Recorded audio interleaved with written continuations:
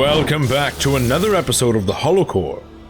Today's file, the Shards of Ture, Beacon of the Naaru. Among the purest and most divine beings in existence, few are more dedicated to the preservation of life than the Naaru.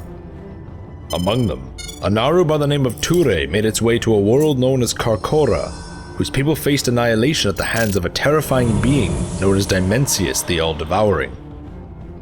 As the world teetered on the brink of destruction, Ture expended its own life essence, shattering itself in order to banish Dimensius and save the people of Karkora.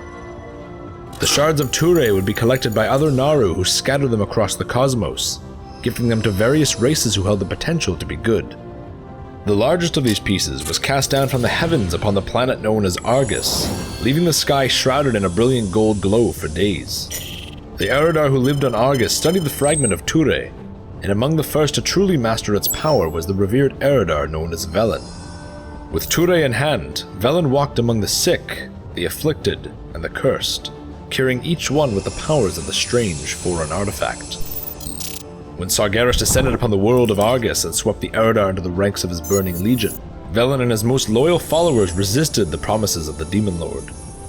Soon, scores of Eridar surrounded Velen and his followers on all sides, and for a brief moment their minds were clouded by despair and hopelessness. Raising Ture above them, Velen called upon the Shattered Naaru's blessing, its brilliant light shining among the Eridar renegades. And with the help of the Naaru Quare, the Eridar rebels escaped upon the dimensional ship known as the Genedar.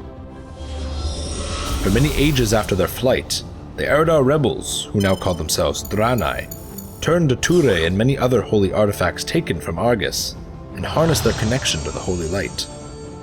Among them was a Draenei priestess by the name of Askara, whose mastery and dedication of the holy light eventually led to Velen gifting her the Shard of Ture. As the Draenei spent ages fleeing the Burning Legion, traveling from planet to planet, Askara received a vision of the future. She saw her people in a sanctuary on a distant world, safe from the Legion. Yet strangely, she did not see herself among them. As the Draenei arrived on a new, seemingly safe world, the Burning Legion sprung an ambush and attacked. As the Draenei attempted to flee back to the Genedar ship, Askara emerged with Ture in hand and held it high, its brilliant glow shining bright like a second sun. It was here that Askara understood the meaning of her vision. One day, her people would find sanctuary safe from the Legion, and she would give her life in order to see that vision come to pass. With the help of 70 volunteers, Askara and these brave defenders held the line as men, women, and children boarded the Genedar in order to flee the Legion.